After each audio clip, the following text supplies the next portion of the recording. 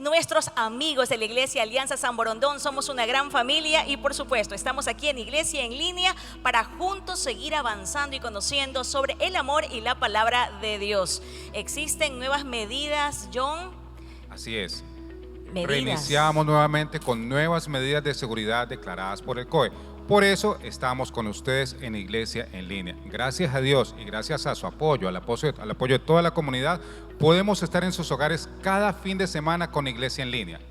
No nos detenemos. ¿Saben qué? Me parece increíble. Sí, dentro de toda circunstancia mala hay algo positivo y hoy nos está demostrando Dios que cuando nos unimos, cada casa se convierte en una iglesia. Esa frase me encanta. Así es. El modelo original es Iglesia en casa.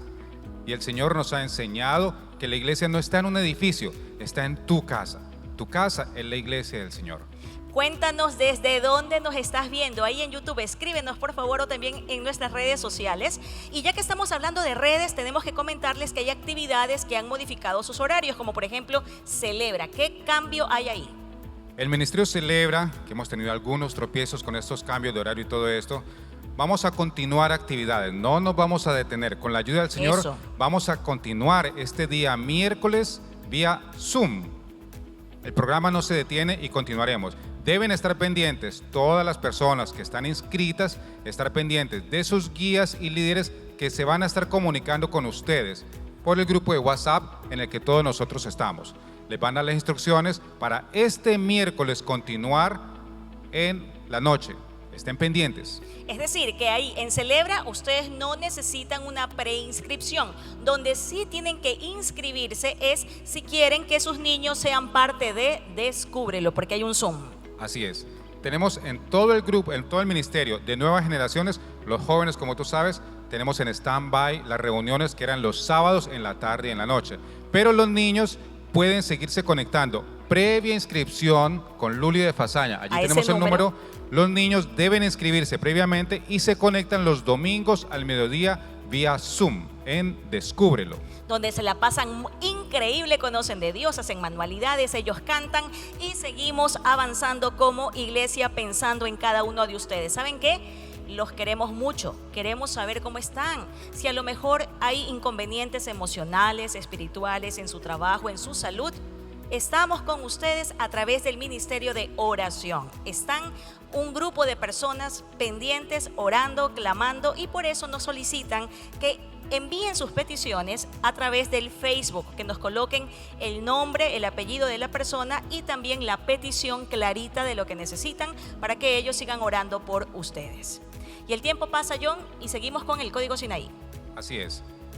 Esta semana vamos a ver la tercera parte de una serie que hemos llamado el Código Sinaí. Si usted no ha visto las dos primeras partes, no se lo pierda. Todo lo que tiene que hacer es ingresar al sitio web de la iglesia, alianzasanborondón.org, y allí va a encontrar no solo las dos primeras partes del Código Sinaí, sino todas las series y enseñanzas que hemos dado previamente aquí en la iglesia. Así es que ya lo saben, todos juntos a través de nuestras redes. Los esperamos. Hasta la próxima.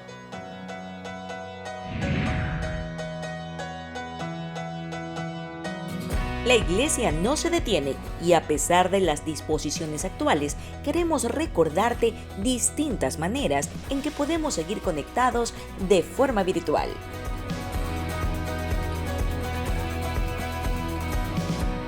Suscríbete a nuestro canal de YouTube. Encontrarás los mensajes actuales y series pasadas que podrás ver y compartir con los demás.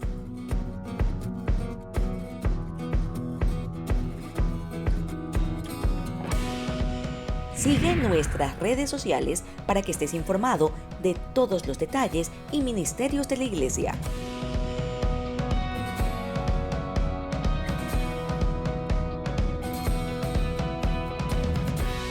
Suscríbete a nuestro podcast. Podrás descargar mensajes y escucharlos mientras manejas, trabajas o en el momento que lo requieras.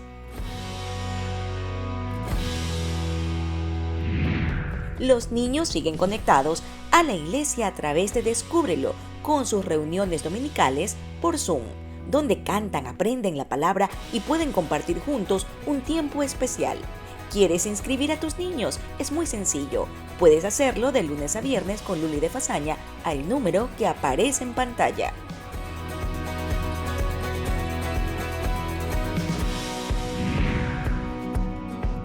Recuerda que la iglesia no es un edificio, la iglesia la hacemos todos. Por ello te invitamos a registrarte en alianzasamorondón.org en la pestaña de Comunidad IAS, donde constantemente compartimos contenido nuevo para tu edificación.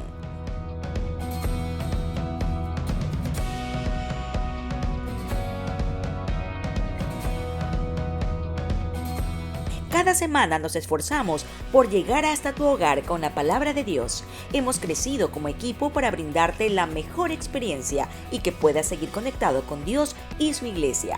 Esto solo lo podemos hacer con tu apoyo.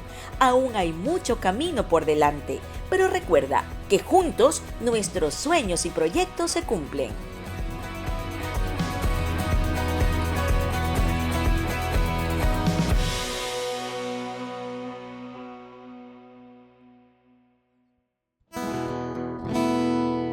Buenos días a todos, gracias por acompañarnos. Me encanta llegar hasta su casa con nuestra música. Esta vez nos han confinado y por eso estamos teniendo nuestra iglesia solamente en línea. Sin embargo, es importante que usted sepa que siempre vamos a encontrar la manera de juntar a nuestra comunidad, a esta gran familia, a esta iglesia que le va a cantar, que le va a alabar al Señor, y siempre estamos pendientes de todo para poder llevar el mensaje de Cristo hasta su casa. Así que en esta oportunidad voy a estar alabando con mi voz y también va a estar alabando mi guitarra con sus cuerdas. Así que disfrútelo, aplauda, cante conmigo.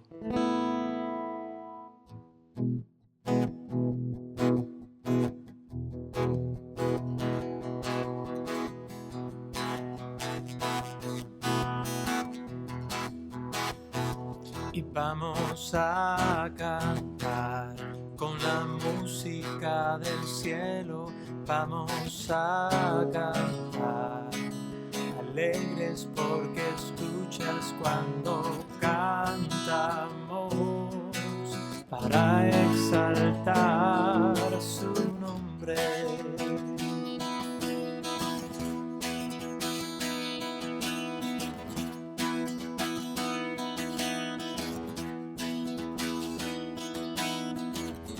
Amamos todo de ti, tu creación te adora, en los reinos se rinden, Hijo de Dios eres por quien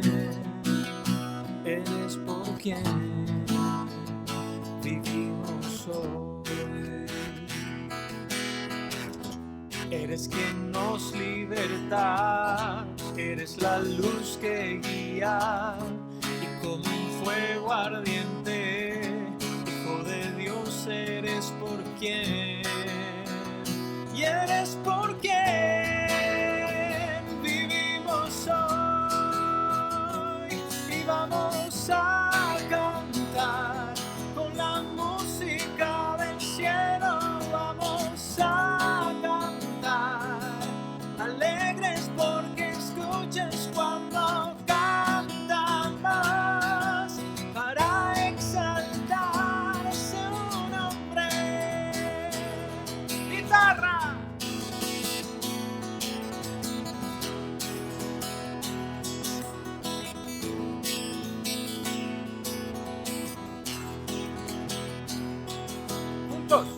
amamos todo de ti, tu creación te adora, en los reinos se rinden, Hijo de Dios eres por quien, y eres por quien vivimos hoy. Eres quien nos liberta, Él es quien nos liberta, Él es la luz que guía, y como un fuego ardiente, eres mi Dios, eres por quien, y eres por quien vivimos hoy, y vamos a cantar con la música del cielo, vamos a cantar alegres porque escuches cuando cantamos para exaltar su nombre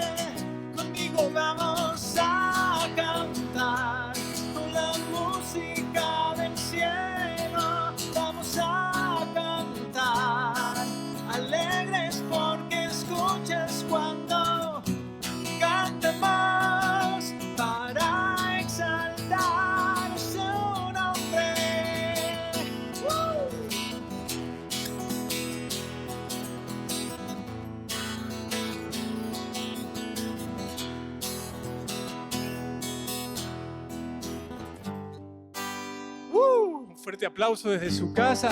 Si quiere, ponga un like. Ahí si nos está viendo desde YouTube, ponga un like, comente, para saber que está ahí con nosotros disfrutando y alabándole al Señor. Y le decimos al Señor que es glorioso y que solo a Él le cantamos. A una sola voz, iglesia, desde su casa, en este domingo, en esta mañana. Glorioso,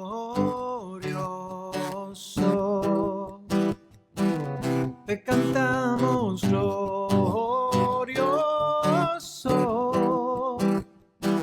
lo gritamos, Cristo te alabaré, tu nombre exaltaré, glorioso, nadie como tú.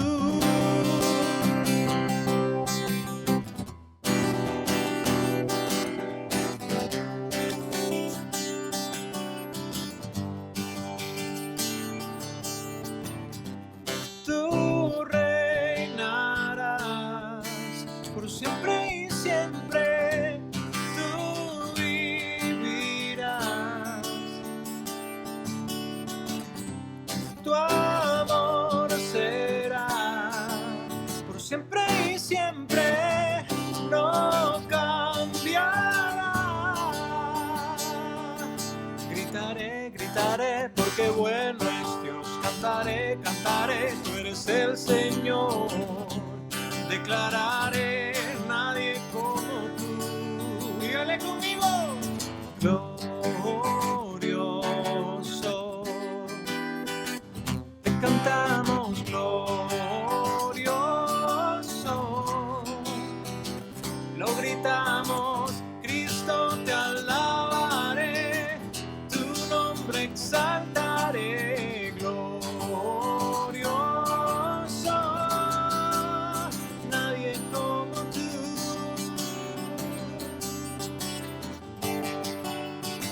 No hay nadie como tú, Señor.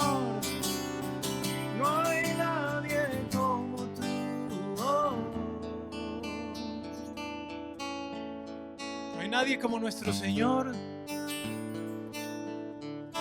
Por eso en esta mañana te invito a que cante conmigo a ese amor perfecto, a ese amor que todo lo sabe. Y así nos conquista cada mañana con su amor, con su abrazo, con su misericordia. Cantamos sobre su amor. Por mucho tiempo busqué una razón de vivir. En medio de mil preguntas, tu amor me respondió. Ahora veo la luz y ya no tengo temor. Tu reino vino a mi vida y ahora vivo para ti. Cantaré de tu amor, rendiré mi corazón ante ti. Tú serás mi pasión y mis pasos se guiarán por tu voz, mi Jesús y mi Rey. De tu gran amor cantaré, cantaré.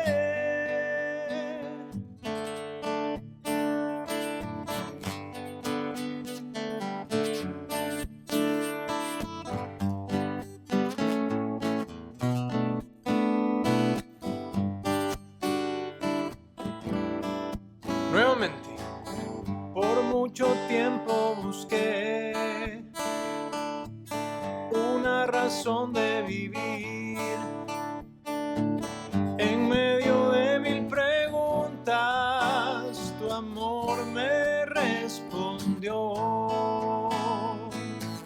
Y ahora veo la luz y ya no tengo temor.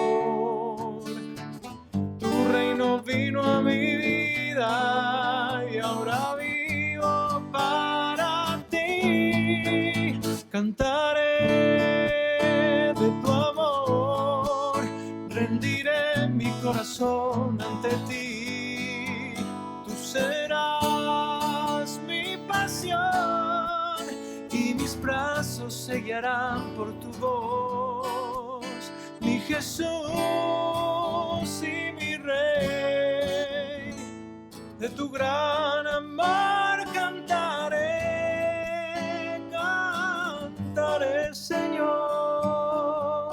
Te clamamos hoy, Señor, de tu gran amor yo cantaré.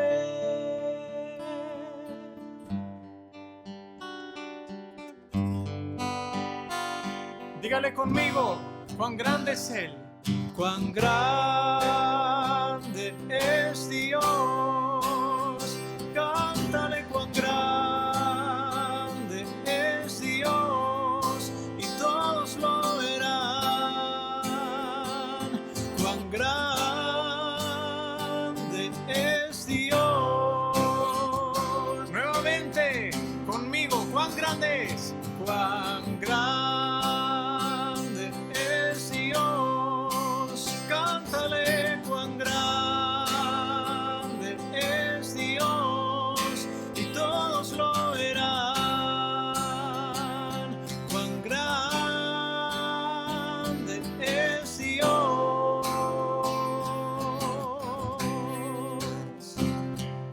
El esplendor de un rey vestido en majestad. La tierra alegre está, la tierra alegre está. Cubierto está de luz, venció la oscuridad y tiembla su voz, y tiembla su voz. Cuán grande es Dios, cántale cuán grande es Dios y todos lo verán. Cuán grande es Dios.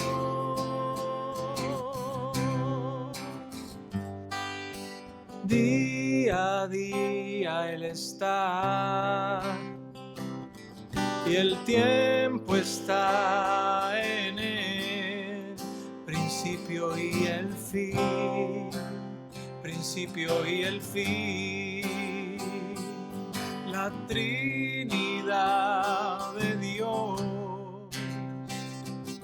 el Padre, Hijo y Espíritu, Cordero y León, Cordero y León.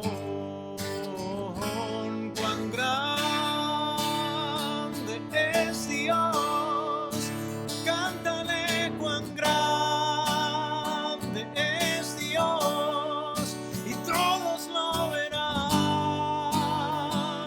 Cuán grande es Dios. Nuevamente conmigo, iglesia. Y cuán grande es Dios, cántale cuán grande es Dios y todos lo verán. Cuán grande es Dios, cuán grande es Dios, cántale cuán grande es Dios y todos lo verán. Cuán grande es Dios. Gloria al Señor, al Rey de Reyes, al que vive y reina. Amén. Que Dios le bendiga.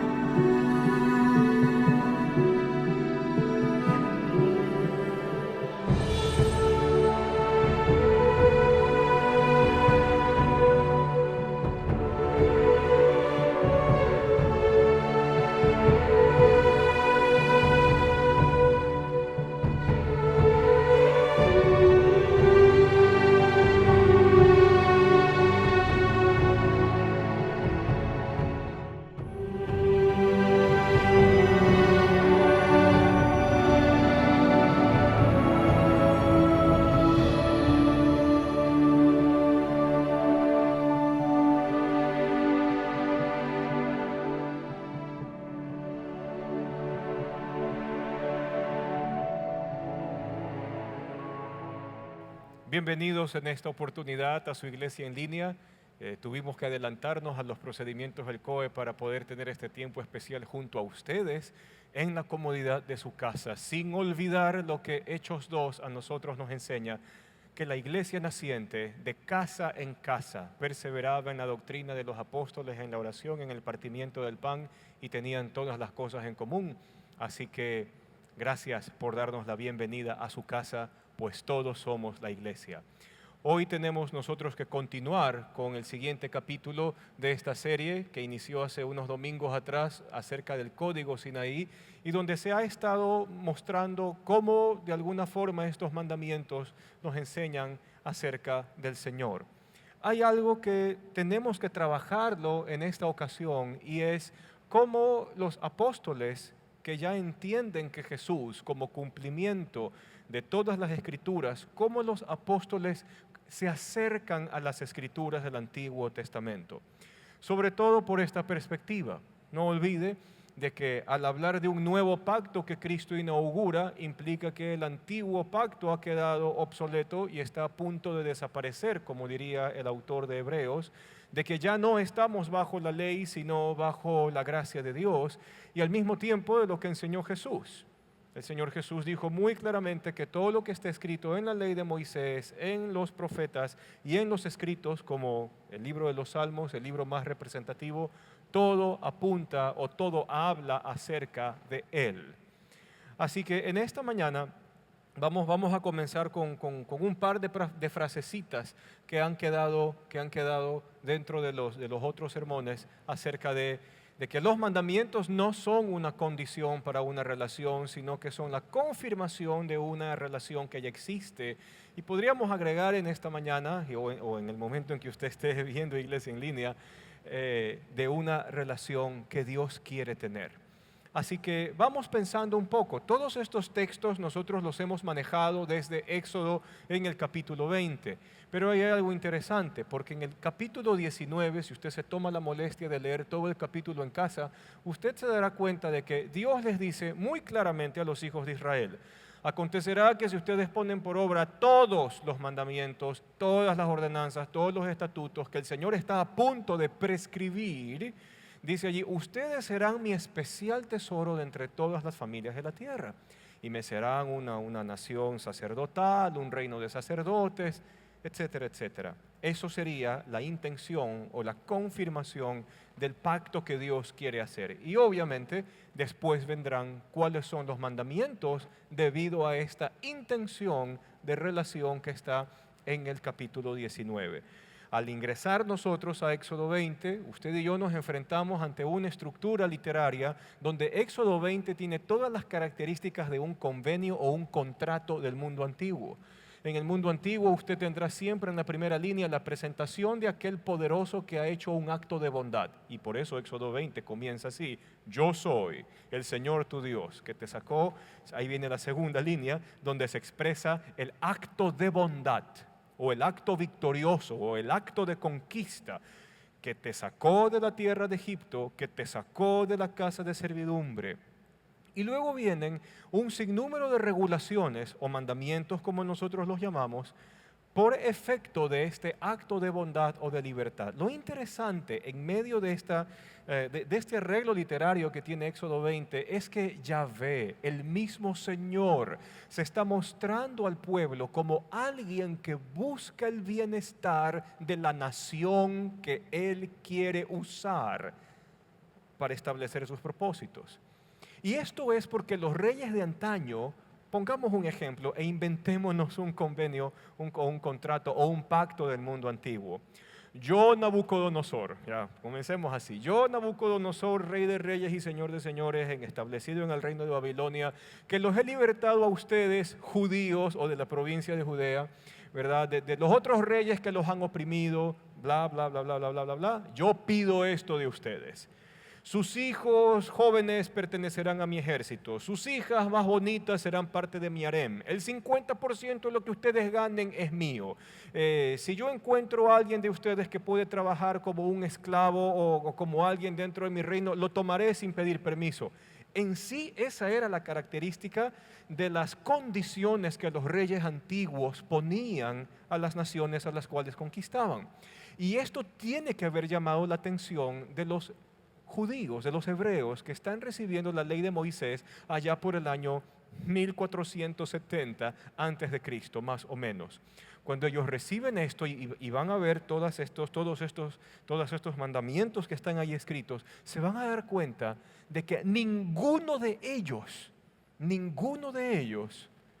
va en detrimento, ninguno de ellos envilece al pueblo, sino que más bien, si nos ponemos a pensar en cada uno de ellos, cada uno de estos mandamientos se convierten en civilizantes.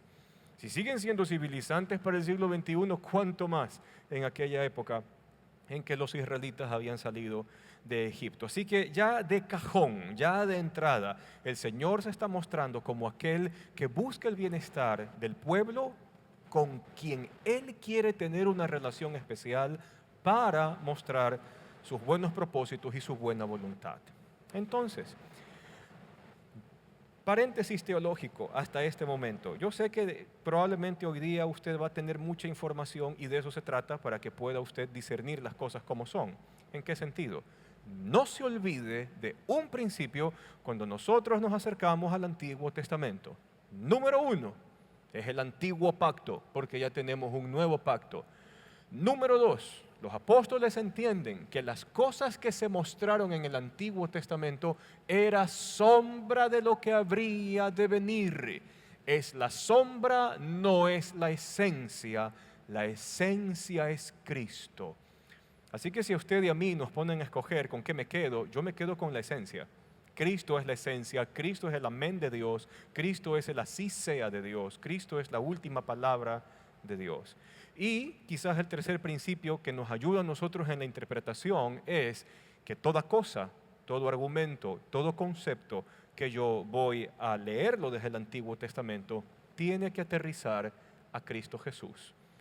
Por el hecho de que los mismos apóstoles entendieron de que está bien, las escrituras de Génesis a Malaquías son inspiradas por Dios, son palabra santa, pero al mismo tiempo los apóstoles decían de que sí se interpreta de forma apropiada. Y ese es nuestro trabajo también como iglesia, poder demostrar a usted cómo la vamos a interpretar de manera apropiada. Y Cristo resolvió eso de forma sencilla al hacer aterrizar todos los conceptos en Él. Ahora, hasta ahora nos hemos dado cuenta de esto. ¿Qué más nos va a mostrar este código que está en Éxodo 20? Nos va a mostrar no solamente el anhelo civilizante o civilizador de Dios, sino que al mismo tiempo nos va a mostrar la moralidad de Dios. ¿Quién es Yahvé? ¿Quién es el Señor? ¿Quién es este gran yo soy que nos ha liberado? Y la primera cosa que nos dice la ley es que Él es un Dios moral. Él es un Dios moral. Y aquí viene algo interesante. La ley no puede salvarnos. Eso queda más que claro. La ley lo único que hace es encerrarnos a nosotros y decirnos, eres culpable. Y si usted le ha dado una leída por efecto de este código, si este código ha hecho que usted agarre su Biblia y la lea, qué bueno que usted haya hecho eso. Pero dése cuenta de que todos los mandamientos, hasta el mandamiento número 9, podrían expresarse en cosas que yo puedo ver. Un adulterio se puede hacer fehaciente, un robo puede ser fehaciente, la idolatría hacia imagen o cosa alguna puede ser fehaciente. Pero fíjese que el último mandamiento toca las fibras de todos los corazones, aún de los más moralistas. Cuando el texto dice, no codiciarás. Y con ese mandamiento todos nos golpeamos. No codicies. Porque esas palabras que están allí apuntan a cuáles son las intenciones de nuestro corazón, que no necesariamente son visibles, pero que solamente el gran yo soy puede conocer. Y entonces dice el texto, no codicies. Y ahí nos encerró a todos la ley en su objetivo de declararnos a nosotros culpables delante de Dios y con la necesidad de una redención. Pero en otro tema, o mejor dicho, volviendo al tema anterior, Dios se muestra como un Dios moral y habrán razones civilizantes en cada uno de estos mandamientos. Y de lo que estuvimos revisando en semanas anteriores, por ejemplo, en el no hacerse imagen o no darle pie a la idolatría o no adorar a ninguna otra cosa que no sea Él, no es tanto porque estamos frente a un Dios caprichoso. Es un Dios que busca nuestro bienestar. ¿En qué sentido? Porque si usted se pone a pensar, cualquier cosa que no sea Él y que ocupa el primer lugar de nuestro corazón, a la larga nos va a terminar haciendo daño. Es que es así, es así. En el trono de su corazón puede estar su ego y usted puede hacer las cosas por egoísmo y al final de cuentas eso le va a pasar factura. Entonces usted no tiene que estar en el primer lugar de su corazón. Si en el primer lugar de su corazón está el dinero, ¿ya? Usted va a hacer cualquier cosa, no importa si sea inmoral, usted va a hacer cualquier cosa por plata. Y al momento de tener ese ídolo en su corazón, usted se está destruyendo a usted mismo, se está perdiendo de todo y al mismo tiempo puede destruir a otros. Y cuánto más si llegamos a pensar en las divinidades paganas a las cuales Israel se tuvo que enfrentar luego de su libertad. Eran dioses que exigían sacrificios humanos. Eran dioses que dentro del entendimiento de quién es el ser humano es un objeto, es una cosa. Eran dioses que podían usar hasta sexualmente para sus desvaríos a las personas. Y viene Yahvé, y qué sé yo, solo por mencionar un ejemplo, y viene Yahvé y dice, no cometes adulterio. ¿Por qué? Porque él no es así, como los otros dioses mitológicos. Y al mismo tiempo porque esta destrucción del concepto de familia, de hogar y de sexualidad termina destruyendo la sociedad. Espero hacerme entender con estos conceptos de aquí. Entonces, luego venía el tema, ¿verdad?, de que Él quiere ser el centro de la vida, el centro del corazón. El gran yo soy quiere ser el único que tiene el primer lugar y la primacía de nuestro corazón. Y obviamente porque su voluntad obra lo que es correcto para mí, ¿no? Ahora, para Dios es más importante de que tú le reconozcas de que Él es el Dios y el Señor de tu vida.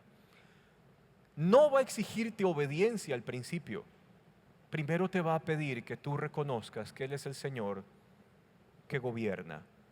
Si eso lo tenemos claro, si eso es parte de nuestra vida, el resto de cosas van a fluir por sí solas. El resto de compromisos, el resto de transformación en nuestra actitud, eso va a correr de forma natural. Ahora, toda esta introducción para comenzar con esto del verso 7 de Éxodo 20. ¿Ya? Y solamente como un detalle teológico, probablemente los que hayan pisado Escuela de Antioquía y hayan revisado la historia pueden acordarse de esto. Que cuando uno lee Éxodo 19, que es la intención donde el Señor quiere tener un pacto, una relación con su pueblo, y luego viene el decálogo en Éxodo 20, sucede que desde la segunda mitad del capítulo 20, es decir, cuando ya se acaban la manifestación de los 10 mandamientos, algo hace el pueblo. ¿Y qué es lo que hace el pueblo? El pueblo dice, Moisés, nosotros no vamos a subir ni vamos a escuchar, no vaya a ser que por escuchar la voz de Dios nos terminemos muriendo. Así que mejor sube tú y de lo que tú escuches, baja y ahí nos dices a nosotros. ¿Qué está haciendo el pueblo allí? Como hacían los muchachos en mi época, el pueblo rompió el pacto. Y la buena intención de Dios que tenía de relacionarse con este pueblo en particular, quedó allí. Y si usted revisa la historia del pueblo judío en las páginas del Antiguo Testamento, ellos nunca se portaron como la nación santa, ni el pueblo escogido, ni el real sacerdocio que Dios tuvo en mente en Éxodo 19. Nunca lo lograron hacer, nunca lo pudieron hacer. Inclusive hasta eso era parte del plan. Pero Éxodo 20, verso 7, ¿qué es lo que dice allí? No pronuncies el nombre del Señor tu Dios a la ligera. Y si usted se vio los 10 mandamientos con Charlton Heston, o si usted ha leído La Reina Valera del 60, usted se acordará de estas palabras estruendosas, ¿verdad? No tomarás el nombre del Señor tu Dios en vano. Y el fuego que sale dentro de esta manifestación en Sinaí y quedan grabadas estas palabras en piedra. ¿Qué es esto de no pronunciar el nombre del Señor a la ligera? Entonces van a haber muchas cosas dentro de nuestro contexto, ¿no? Y a veces habrán cosas que rayan en lo ridículo.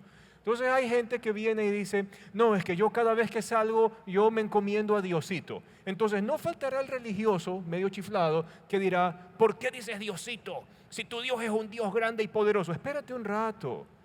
O sea, debes de entender que para la persona decir Diosito, acuérdate que en el castellano los diminutivos y en nuestro contexto latinoamericano sirven para hablar de cariño o de amor.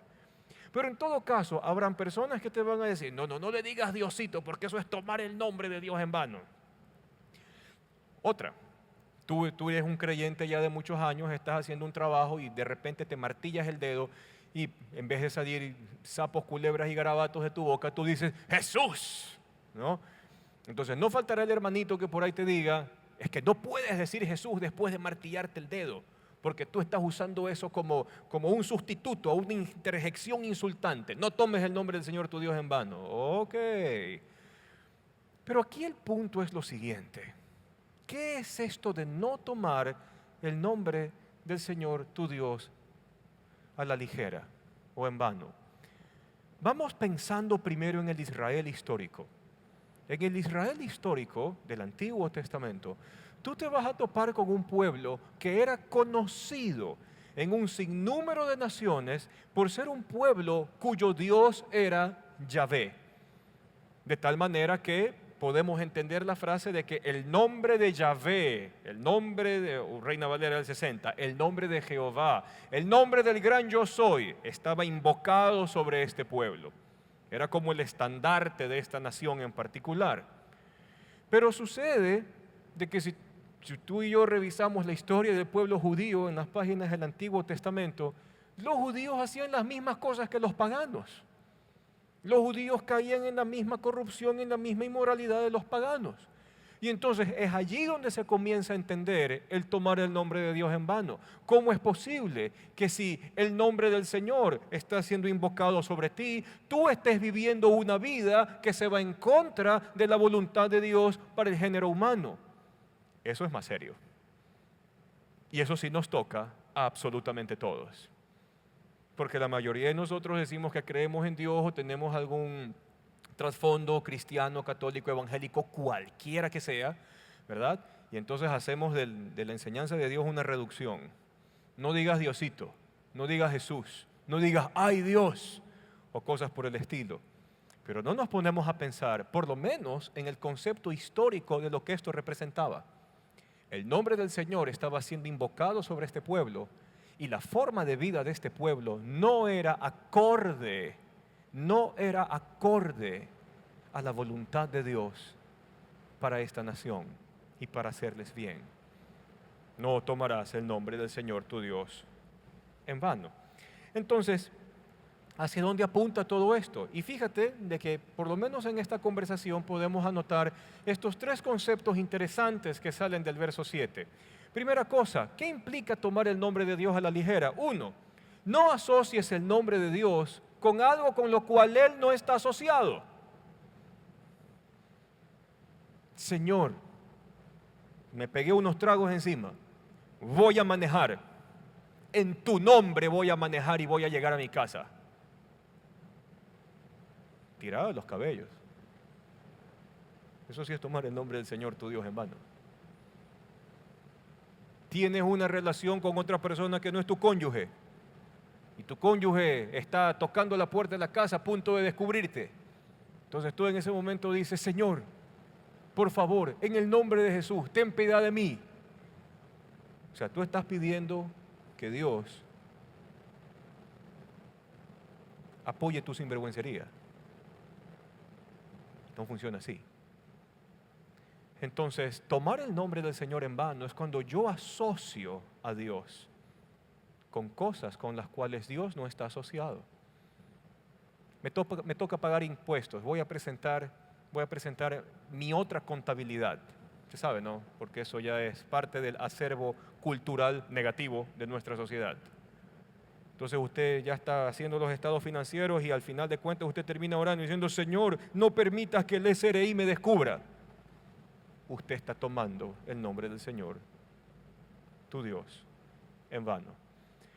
Segundo concepto es porque hay gente que toma el nombre del Señor en vano para aprovecharse del nombre de Dios, para al mismo tiempo aprovecharse de la gente. Y son cosas con las cuales Dios no tiene nada que ver. Y usted se dará cuenta. Por lo menos comencemos desde la parte religiosa, que es donde más se ve esto. Entonces usted va a ver de que en el nombre de Dios a la gente le dicen: cáete con todo el dinero que tú tienes. Porque yo te digo que si tú das todo el dinero que tú tienes, el Señor tu Dios te bendecirá. Eso es falso. Y eso es tomar el nombre del Señor a la ligera. Otros temas religiosos. Y a veces son tiradas de los cabellos, ¿verdad? Un culto o una secta allá en los Estados Unidos. La Biblia dice que tomarán en su mano serpientes. Entonces mucha gente toma literalmente serpientes venenosas en la mano, y si la serpiente te muerde es porque tú no tuviste fe. Estoy usando el nombre de Dios para aprovecharme de la ingenuidad de las personas, para aprovecharme del ingreso económico de las personas. Y si pensamos en temas de sectas, o sea, las cosas van a salir aún más. Porque en las sectas tergiversarán textos de la Escritura, usando el nombre de Dios para justificar que un hombre tenga 3, 4 esposas, 2 esposas, para justificar de que la poligamia se la puede hacer con libertad, para justificar aún inclusive posturas hacia niños que no han nacido.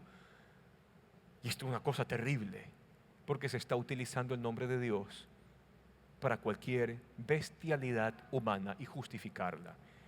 Y esto si es que no consideramos el ejemplo de las cruzadas, ¿verdad? Entonces venía algún obispo o cabeza de la iglesia de aquellos entonces en Europa, entonces había que rescatar a Jerusalén de los musulmanes. Y entonces, ¿qué era lo que decían las autoridades religiosas de ese entonces? Es la voluntad de Dios que recuperemos Jerusalén. En el nombre del Señor, en el nombre de Jesús, y la señal de la cruz en todos los estandartes, ¿verdad? Donde los ejércitos iban y aplastaban a todos los musulmanes de esas regiones. En nombre de Dios. Cuando por si acaso Jesús, si es que usted ha leído el Nuevo Testamento, por si acaso Jesús dijo algo muy, muy categórico. No quedará piedra sobre este lugar. Y algo que a veces a la gente se le olvida de Juan capítulo 4. Cuando Jesús le dice a la mujer samaritana: mira mujer, ya viene la hora. Es decir, ya se acerca la temporada en que ni en este monte, donde adoraban los samaritanos, ni en Jerusalén, la ciudad santa donde está el templo, ni en este monte, ni en la ciudad de Jerusalén, adorarán a Dios. Esa época se acabó. Sino que los verdaderos adoradores adorarán a Dios en espíritu y en verdad. ¿Qué está diciendo Jesús? La ciudad ya no va a ser necesaria, el templo ya no va a ser necesario, un lugar sagrado ya no va a ser necesario, sino que donde quiera que estén los que adoran a Dios, ese será el lugar donde Dios recibe adoración verdadera, la que sale del corazón. Pero sin embargo, en la historia, las cruzadas hicieron un sinnúmero de cosas inhumanas en nombre de Dios. El Santo Oficio hizo lo mismo, y las torturas que luego infligían con la Santa Inquisición también. En nombre de Dios se han hecho las peores barbaries. Y déjeme decirle algo, ni Dios ni Jesús han estado de acuerdo con esas pésimas decisiones dentro del albedrío humano, utilizando su nombre como justificación o excusa. Por lo tanto, puedes leer conmigo esta última línea de esta claqueta. Por favor, siendo coherente y siendo lógico, siendo racional, no uses a Dios para salirte con la tuya, porque te vas a acabar destruyendo y vas a acabar destruyendo a otros. No tomes el nombre del Señor a la ligera. Ahora, al momento de hacer paso hacia el Nuevo Testamento, nosotros nos vamos a encontrar, número 1, con la categorización que hacen los apóstoles sobre el antiguo pacto. ¿Es un pacto obsoleto? ¿Es un pacto que está por desaparecer? Porque todo eso dependía del templo, ¿no? Y Jerusalén y el templo en el año 70 fueron destruidos. ¿Qué más dice? Existe un pacto mejor, con mejores promesas, con mejores condiciones, con un mejor sacerdote, refiriéndose a Cristo. El nuevo pacto es mejor que el antiguo. Y entonces los apóstoles nos van a enseñar a nosotros a entender estos mandamientos que estaban en este antiguo pacto y nos van a mostrar cómo en Jesús las cosas son mejores y superiores a lo que el antiguo pacto planteaba de lo que recibió Moisés. Entonces, solo fíjese como ejemplo esto de aquí. Lucas 19. Es un capítulo interesante en un libro interesante. Número uno, porque Lucas, que escribe el Evangelio y escribe el libro de Hechos, tienen en su mente el desarrollo de la iglesia desde que fue la iglesia en el Pentecostés judío, a pocos días de la ascensión de Jesús, hasta la iglesia que ya ha llegado y se ha establecido en Roma. Es un trabajito como de 30 años de recopilación de información. Por lo tanto, todo esto está en mente de nuestro amigo Lucas al momento de escribir esto de aquí. Y obviamente, a lo largo de esos 30 años, la iglesia se ha reunido en casas y la transformación del corazón se ha llevado a cabo ¿por medio de qué? Usted lo dijo, gracias. La transformación del corazón se llevó a cabo por el Evangelio de la gracia de Dios. Eso téngalo muy de seguro al momento de leer Lucas. Segunda cosa, al momento de leer los evangelios. Los evangelios de alguna u otra manera en sus escritos nos van a dar la idea de que el judaísmo con el evangelio predicado a los gentiles llega un momento donde se rompe. Porque ya no hay cómo seguir con estas cosas que por siglos se malinterpretaron versus lo que Jesús ha venido a enseñar.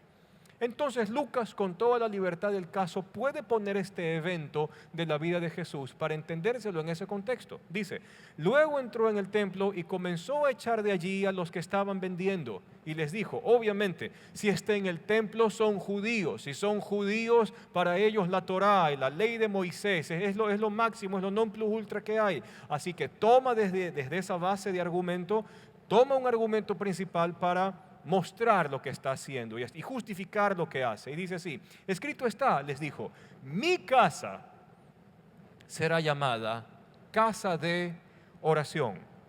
Ahora espérese un ratito. Esto lo dijo Jesús antes de Pentecostés. Si estamos claros con eso. Esto lo dijo Jesús antes de Pentecostés. Después de Pentecostés, las cosas cambiaron. Y entonces ya el lugar de adoración no era el templo. El lugar de adoración era la casa y el hogar de cada creyente. Y que abría las puertas de sus casas para compartir el evangelio y para tener comunión entre los hermanos. Solamente para tener claro un poquito el tema con esto de mi casa. Mi casa será una casa de oración. ¿Cuál es la intención? ¿Cuál siempre fue la intención de Dios? ¿Para qué sirve la oración? Pues la oración sirve para que yo exprese mi dependencia a Él. La oración me sirve a mí para poder abrazar y aceptar su voluntad. Y que aunque a veces no la entienda y me parezca que no es lo apropiado, pero yo puedo confiar en que siempre lo que Dios hace en mi vida es bueno, es agradable y es perfecto. Entonces la oración es todo un ejercicio de comunión con el Señor. Más allá de una disciplina, más allá de un... ¿cómo me explico? Su hijo a usted nunca le va a decir, papá, vengo a hablar contigo porque el manual para ser hijo me dice que yo me tengo que acercar a ti de forma obligatoria. Nunca un hijo ha hecho eso. La oración se convierte en el mejor acto de comunión que yo puedo tener, donde converso con quien es mi Señor, mi Creador, mi Padre, mi amigo, mi Hacedor, y tengo comunión con Él. Entonces continúa Jesús diciendo, hey, la intención mía con todo esto, el templo que duró su tiempo y ya se acabó, es comunión con la gente. Es un lugar donde la gente se tendría que encontrar conmigo. Es casa de oración. Pero ustedes, ya viene lo interesante, porque los que estaban al frente de los negocios y de la explotación de la gente dentro del templo era la misma familia sacerdotal, eran los mismos fariseos, eran los mismos eruditos del Antiguo Testamento que en nombre de Dios y de los sacrificios habían inventado todo un aparataje religioso que nunca estuvo en la mente de Dios establecer. Jamás. Jamás. ¿Por qué? Pero alguien puede decir, pero mira, es que en el Antiguo Testamento estaban los sacrificios. Claro, porque los sacrificios estaban diseñados para enseñarle a la gente un principio de que alguien tiene que pagar, y eso es justicia. Y lo otro era para ver si el corazón se movía, pues. O sea, dentro de las normas de culto del Antiguo Testamento se tenía que entregar un corderito, el más bonito, el mejor criado y todo. A cualquier dueño eso le dolía. Entonces, toda esa ley de sacrificios fue diseñada para que en un momento dado la gente que verdaderamente busca al Señor llegue a la conclusión y diga, Señor, esta cosa de los sacrificios tiene que parar. Por favor, Señor, haz algo, sálvanos. No es posible que sigamos sacrifica, mata animal, mata animal, mata animal, mata animal, mata animal. Y obviamente eso encontraría su razón de ser con la muerte de Cristo Jesús como el Cordero sin mancha y sin contaminación. Entonces, pero no importa. Todos estos líderes religiosos habían tomado todas estas narraciones, todos estos mandatos sobre el culto del Antiguo Testamento y en nombre de Dios habían planteado todo un sistema de explotación. Si tú querías ofrecer sacrificio a Dios, si tú querías seguir siendo agradable a Dios, tú tienes que pagar con plata. De tal manera que esos pobres migrantes que iban de cualquier otro lugar del mundo hacia Jerusalén tenían que ir cargados de dinero. A veces nos asombramos, ¿no?, de que en otros países latinoamericanos tienen a veces hasta 2 y hasta 3 tasas de conversión con respecto al dólar. Bueno, en el templo habían siquiera unas 2 tasas de conversión también, así que no es nada nuevo. En todo caso, en nombre de Dios se hacía cualquier cosa. Y tal como lo expresó Jesús, estos sistemas religiosos que no apuntan hacia Él, terminan convirtiéndose en cueva de ladrones, donde la gente se aprovecha de las demás personas. Otro texto que nos ayuda es Marcos 7. Marcos, el primer evangelio en ser escrito, a nosotros nos va a agregar una imagen más a este contexto. Dice Marcos 7, del verso 8 al verso 9. Dice, ustedes han desechado los mandamientos divinos y se aferran a las tradiciones humanas. Y añadió, qué buena manera tienen ustedes de dejar a un lado el mandato de Dios, y se entiende el concepto de Dios detrás de todos estos mandamientos que fueron prescritos en el Antiguo Testamento. Ustedes han dejado todo eso a un lado para mantener sus propias tradiciones. Y por obvias razones. Porque si todo lo que escribió Moisés encuentra su cumplimiento en Cristo Jesús, al desechar el verdadero concepto del Antiguo Testamento, están desechando lo mejor de Dios, porque todo eso apuntaba hacia Cristo. ¿Y qué es lo peor? Y aún hasta el día de hoy, que vivimos 2000 años luego de la muerte y resurrección del Señor, hasta el día de hoy pasa lo mismo con Jesús. La gente desecha, la gente no toma en cuenta la enseñanza que nos trae Jesús de Nazaret y que los apóstoles las hacen cercanas para nosotros, y nos inventamos nuestros propios mandamientos y nuestras propias tradiciones, y lo peor de todo, inclusive usando el Antiguo Testamento para justificar irracionalidades humanas. Entonces, si usted se da cuenta, volviendo a repetir un poquito un concepto que quedó en el aire hace minutos atrás, no tomar el nombre del Señor en vano nos hace pensar en el concepto de que yo no puedo usar el nombre de Dios para justificar cosas que no son acorde al propósito de Dios. Pecaminoso, inmoral, como usted lo quiera llamar. Y ahora, ¿qué acontece con el Nuevo Testamento? Porque el Nuevo Testamento es el pacto mejor, son las mejores promesas, es el mejor sacerdocio. ¿Qué acontece allí? ¿Cómo se trabaja esto acá? Bueno, sucede que cuando yo voy a la enseñanza de los apóstoles, que una vez que yo he considerado, eso Pablo lo deja súper claro en su carta a los romanos, quizás hay muchas personas que dicen esto, muchas personas eruditas que han leído bastante, aterrizan a este concepto, que quizás la carta mejor ordenada y que guarda un hilo lógico, escrita por Pablo, es la carta a los romanos. Y entonces Pablo, ¿qué es lo que nos dicen en esa carta a los romanos? Parafraseando un poco los conceptos que están allí, Pablo primero nos dice todos somos culpables, porque ninguno de nosotros ha vivido según lo que en la voluntad de Dios está que sea la vida del ser humano. Todos somos culpables, morales, inmorales, judíos, gentiles, todos somos culpables. Y luego cuando llama la atención hacia la dádiva de Dios, Pablo luego tiene un concepto interesante y se los escribe así. Consideren pues las misericordias de Dios. Entonces, ¿qué me está diciendo Pablo? Que yo tengo que considerar todo lo que Dios ha hecho. ¿En dónde? O sea, esto es más allá de pensar, aunque es bonito y es válido, esto es más allá de pensar en que usted tenga comida, tenga trabajo, o hayamos salido de algún problema de salud, o algo maravilloso haya acontecido en nuestro presente. Pero para Pablo, considerar la misericordia de Dios es contemplar el sacrificio del Verbo que se hizo carne y que se murió en una cruz y que resucitó al tercer día. Para mi salvación, para mi bienestar. Entonces Pablo dice, considera la misericordia de Dios, piensa, pon todos tus 5 sentidos al momento de entender lo que Cristo ha hecho por ti.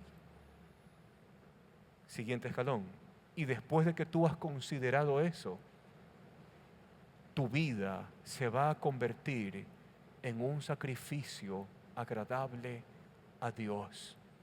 Y eso es el culto lógico, el culto racional que tenemos los creyentes. De tal manera que si esto de no tomarás el nombre del Señor tu Dios en vano, se lo podía haber visto como una ordenanza o como un mandamiento en el Antiguo Testamento, en el Nuevo Testamento cambia todo.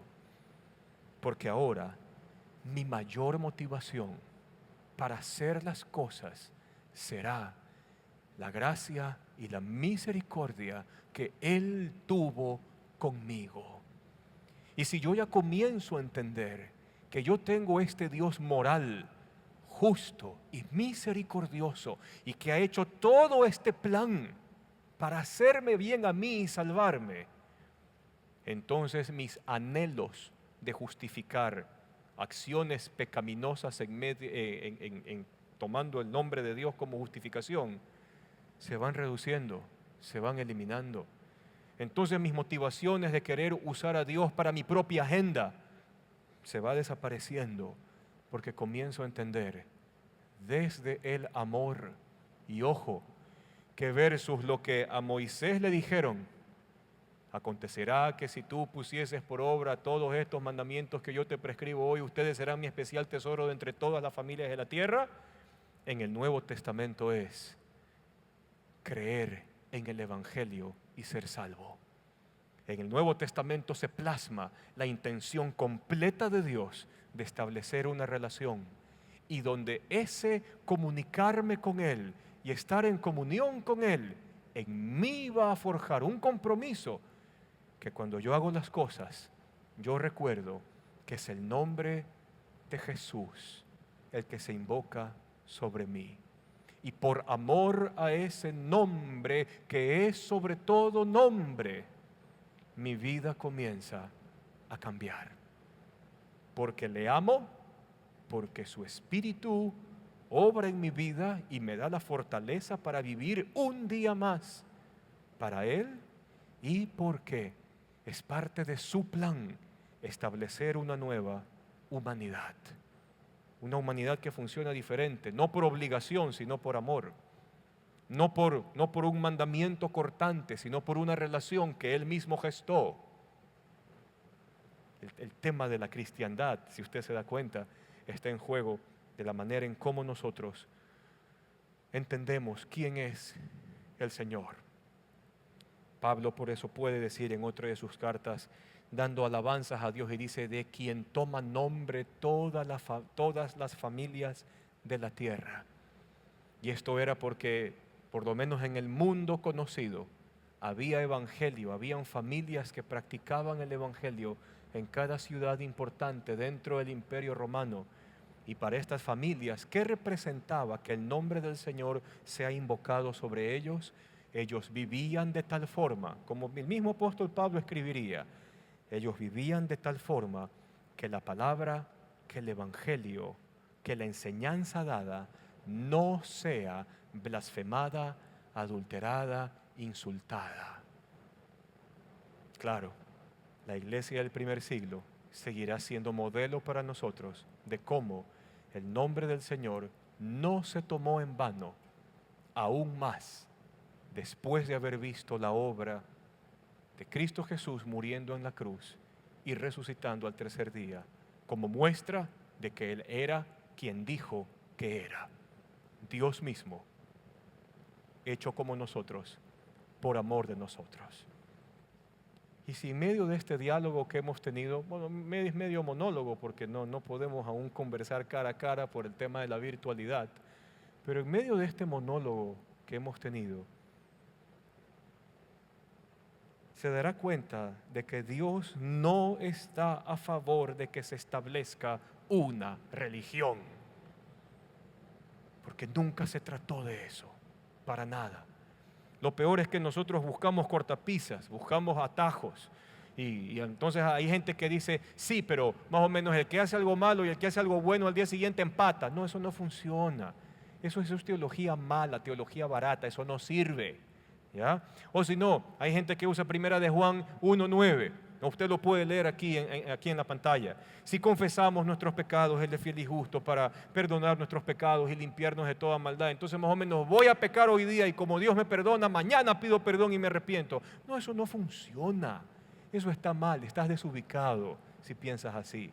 No te estás dando cuenta que te estás destruyendo, y si es que el nombre de Dios es invocado sobre ti, la gente que no conoce del Señor va a hablar piedras de Dios por el mal testimonio que nosotros podamos dar. Ten presente eso. Éxodo 20 entonces, hemos tratado de hacer toda una vuelta histórica para entender cómo esto se entendió en la época mosaica y cómo los apóstoles en el Nuevo Testamento supieron ubicar el nombre de Jesús como la gran motivación para hacer las cosas que a Dios le agradan y que al mismo tiempo me hace bien a mí, sobre todo. Éxodo 27, podemos ir aterrizando ya con ese texto.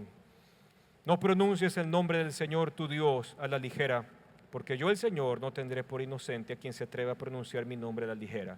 Y en el caso en que a ti se te antoje decir, ahí está, es un Dios vengativo, Déjame explicarte algo. Número 1, conversa conmigo. Número dos. Cuando Dios pone estas frases, es la forma en que Dios le dice al pueblo, no creas que te vas a escapar de las consecuencias cuando tú decides hacer algo malo. Y peor aún, si has usado mi nombre. Y revisa la historia y te darás cuenta que las personas que justificaron en nombre de Dios atrocidades, genocidios y cosas terribles, no les fue nada bien.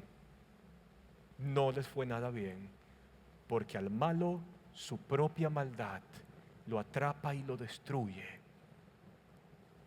No es la figura de un Dios malo, pero sí es una frase que establece un principio de justicia y de equidad en medio de esta sociedad chiflada en la cual nos toca vivir.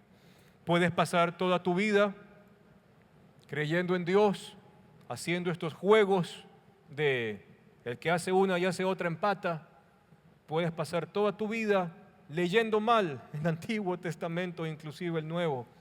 Puedes pasar toda tu vida haciendo todo esto y nunca tener una relación con Dios, aun cuando digas que crees en Él y no te estás dando cuenta de que estás tratando, y esto es necio, estás tratando de poner a Dios en contra de lo que Él mismo dijo o de lo que Él mismo anhela para ti y para la sociedad.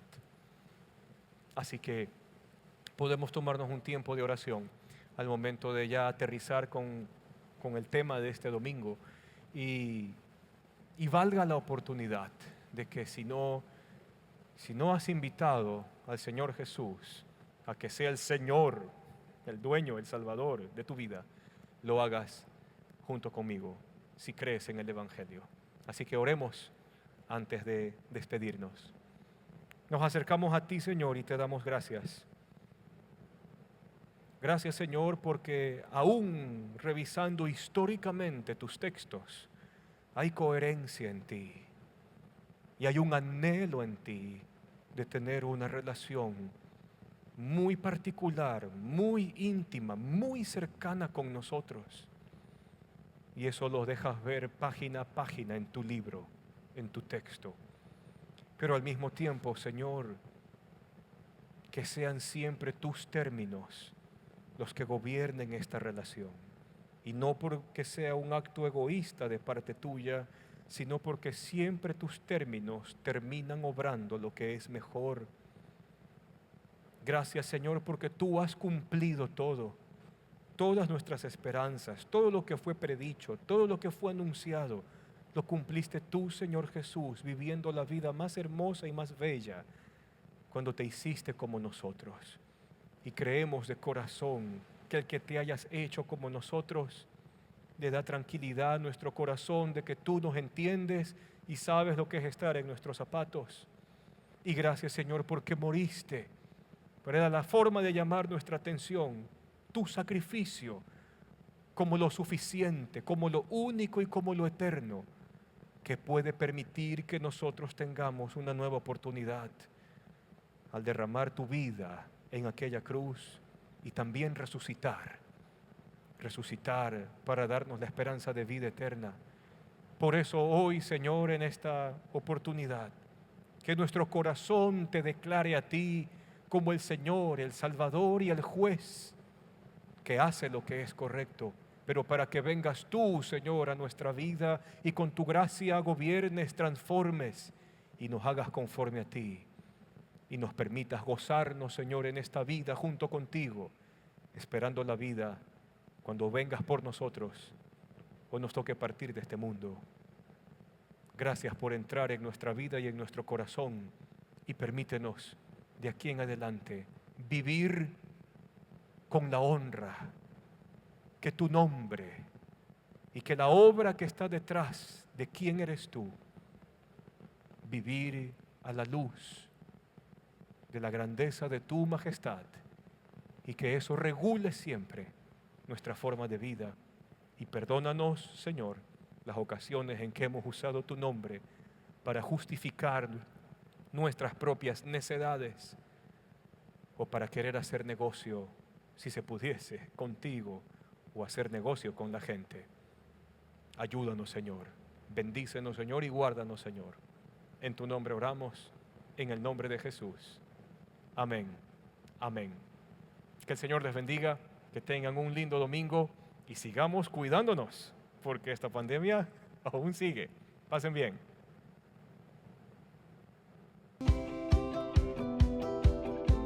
Nos vemos en Zoom. Si tienes alguna pregunta sobre nuestra iglesia, lo que hacemos, buscas oración o simplemente quisieras comentarnos algo, te esperamos para una conversación en Zoom.